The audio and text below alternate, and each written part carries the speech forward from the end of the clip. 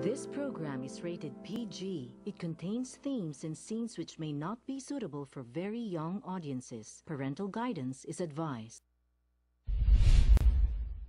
Be advised that the views and opinions of the hosts and guests do not reflect those of the station.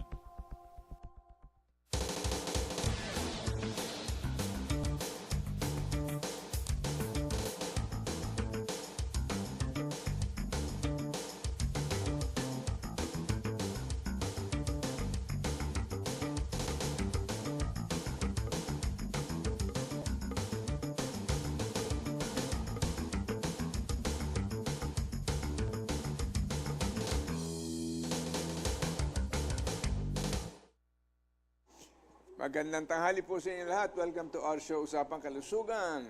I'm your host, Ray Orosa. We'll be together for the next almost 1 hour talking about health issues. And of course, my co-host, Brother Vic Chua, is here as well. Thank you for being here, Brother Vic. And our special guest for today, wala nang iba po kung hindi si Doc Roger Salindong. Yay! Magandang umaga pa. At tanghali na po sa lahat po ng nanonood na Usapan Kalusugan. He's an integrative medicine specialist and we will have a lot of questions for him. Although sa umagang ito, we decided to choose one particular topic na mapag-usapan. Not that this is the last word on any of these things, no? Marami pa tayong kailangan matuklasan at matutunan mula sa pagpa-function ng body at kung bakit nagkakasakit. At we wanted to focus on one area, and that is something which has troubled and bedeviled so many of our citizens in terms of ailment. At yun po ang pag-develop ng cancer. Kasi hindi ba, Brother Doc, ang dami ngayong nagkakaroon ng cancer at ngayon parang nag-uumpisa maski na batang-bata pa. Tama po yun, sermon, no? Ngayon nga, ano pa sabi ng World Health Organization na sa susunod pang mga darating na taon, 70% ang i-increase ng cancer growth, no? So, napakalaki po niya, no? Considering kasi nga, alam naman natin, no? Yung number one, environmental, tapos yung mga, ang dami pang mga external factors, no? Alam mo, hindi lang personal. Kailangan natin tingnan dito, anong kaibahan noong panahon na yun at ngayon? And this is something that most people don't realize, that over the last less than 100 years, we have introduced into our system, into our food, into our environment, so many thousands of new chemicals that were unknown at that time. Yes. Kasi ang ginagamit ngayon mostly ay mga artificial na chemicals, Yes. parang fertilizer, panggawa ng ganito, panggawa ng ganon. And we have bombarded the human body also through genetic engineering that is still untested and exposing the human body to all of these things that the body considers toxic. Yes. At wala namang clearance pa na kasi sa lugar ng eksperimentohan nila muna para alamin talaga kung ano ang long-term effect. Pagka ginawa nila itong chemical na ito, nilagay sa halaman na yun at bumunga yun, ayan, adapt na yan sa lahat. Yung tinatawag na genetic engineering without sufficient long-term and long-range study.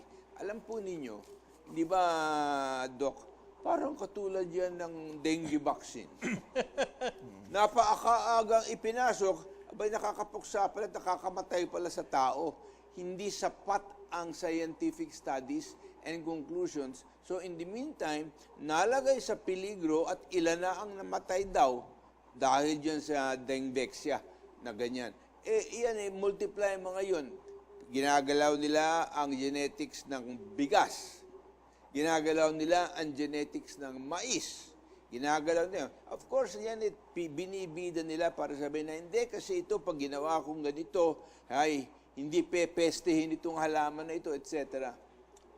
And yung balanse ng nature, Nawawala. kasi pinipigil mo ito at pinipigil mo yun, at ang umiila lang sa'yo, gusto kong kumita. Nawawala yung balanse ng nature. Hindi natin alam ang epekto pala sa ating pagkatao at sa ating mga katawan. Ay, malaking problema. So, dito ngayon, madalas kapag people are diagnosed with cancer, ang problema, madalas, there are types of cancer na hindi madaling matuklasan. In other words, wala kang makikita simptomang maaga. Katulad ng, for example, pag na-diagnose ka, eventually, ng cancer of the pancreas. Hindi ba, Brother Vic? Walang simptoma. Pagka nagkaroon ka ng cancer of the kidney, wala kang sakit na mararamdaman. Hindi sasakit ito, hindi sasakit yun. For example, pagka nagkaroon ka ng adrenal fatigue, nanghihina ka lang, hindi mo alam kung bakit. Wala kang nakikita. So dito hindi natin makita ngayon at hindi natin maipagtugma yung simptoma sa kalagayan. Anong gagawin natin? Anong hinaharap natin, Doc, dito sa mga dadating na araw kung hindi natin makita? Lalo-lalo na yung mga tipo ng cancer na mahirap makita talaga. Ang tama po lahat yung sinabi niyo, Sir Mo, no? Pero tama po yun na ang katawan po kasi natin, no, kung titingnan natin yung pagka-design ng Panginoon, is balanse lahat eh. To Diba? maintain the homeostasis. Sakto. That's the medical term, no? The homeostasis. Pero kasi nga po, tama kayo, pagpasok nitong mga chemicals sa katawan natin, lahat ito tinitingnan ng katawan natin as foreign bodies eh. Pag hindi nakilala, Pag hindi nakilala yan eh, wala naman po kasi yan eh. Kung titingnan nyo lahat ng textbook, ang katawan lang natin, wala naman ibang hinihingi, kundi macronutrients at micronutrients. At itong mga synthetic chemicals na to na halos nilalagay natin sa mga processed foods, no? Sa mga gulay, yung mga pestisido, lalo mga na para chemical, sa marapanlasa. lahat po nito, pagpasok sa katawan natin, hindi kilala ito eh. So in effect, yung balanse, no, nung katawan natin nawawala. So nagugulo na po sila. And most of the time, hindi lang ito pang ibabaw eh. May epekto po ito at the cellular level. And cancer, basically, nagsisimula yan. Hindi naman over isang araw, cancer kagad yan eh. Hindi, sabi nga nila, Doc, di ba? There is no such thing as a cancer-free body. Why? Wala. Bahagi ng ating metabolical process, we produce approximately May mga nagmutate. 10,000 cancer cells a day.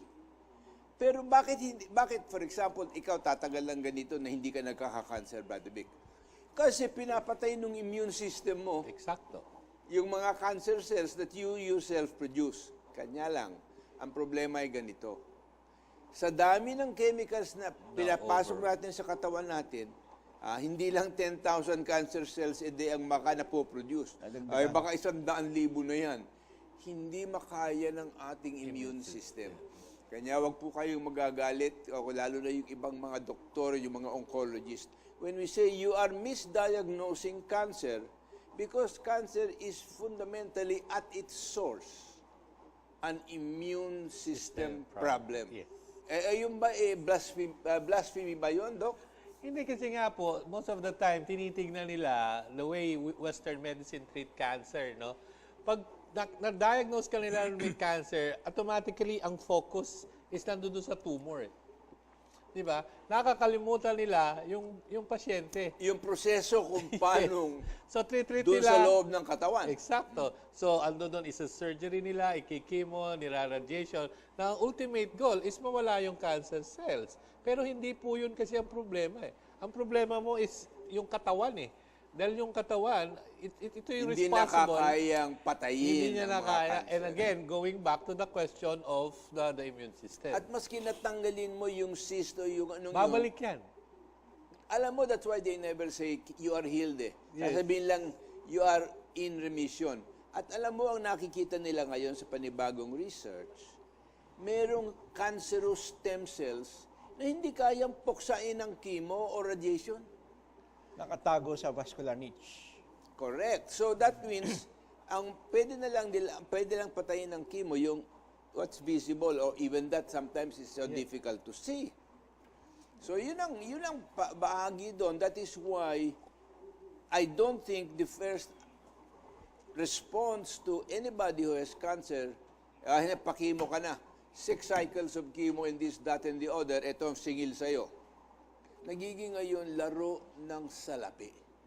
And sometimes, no, kami based on the experience that we have sa clinic, no, pag may nakita silang, let's say, bukol sa baga, na let's say, less than 1 cm, no, automatically gusto nila sunugin yung baga, gusto nilang i-chemo. Just imagine, that's a 1 cm na bukol, kung titignan mo ang baga niyan, ang laki-laki niyan. So, in effect, no, kami sinasabi nga namin sa pasyente, huwag ka munang matakot yan. No? Trabahuhin mo yung dapat mong gawin, especially, number 1, yung immune system, yung nutritionals, yung hydrations. No? Kasi ito yung mga importanteng factor para yung bukol na yan, huwag nang lumaki, huwag nang dumami, and to a point na pwede pang patayin yan ng katawan mo based on the lakas ng immune system. Kaya yung dalawang two-pronged approach na yun ang napakahalaga. First, yung sa pa-diet mo at lifestyle mo, palakasin ang iyong immune system.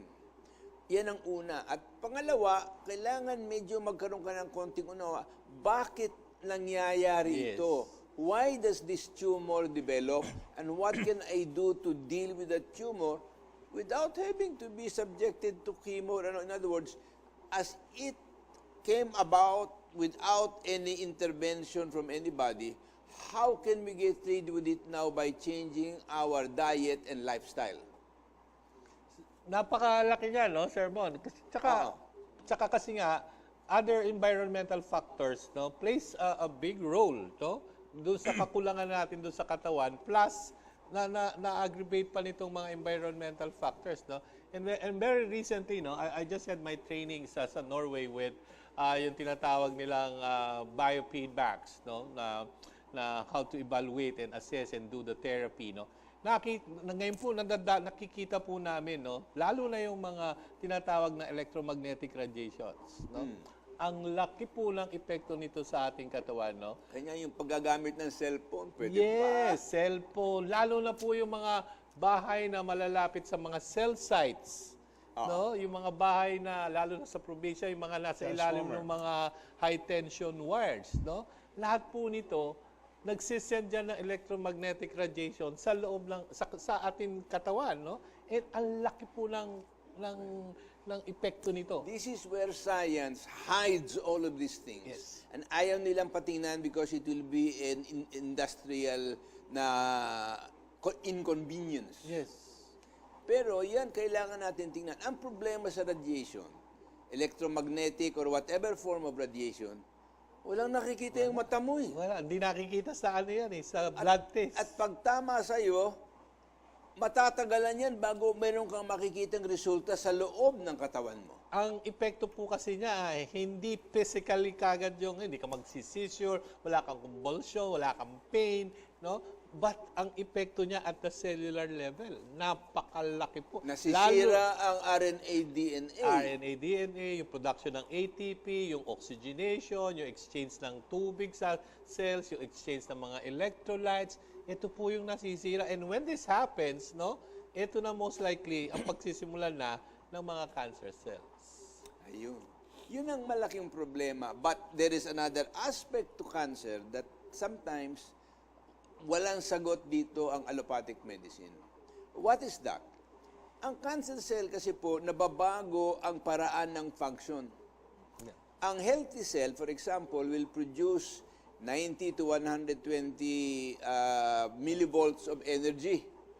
Ang cancer cell, itong healthy cell, but using 80% oxygen and 20% sugar in order to create energy. Ang cancerous cell, baliktad. Napakababa ng production of energy, 16 to 19 millivolts, but kinakailangan ng 80% sugar and 20% oxygen. So, ang gagawin ngayon ng cancerous cell, aatakihin yung healthy cell. Ano nangyayari doon? One cancerous cell will start eating up your tissues in your body. Kanya, pag tinignan nyo yung mga lubha na may cancer, ay parang mga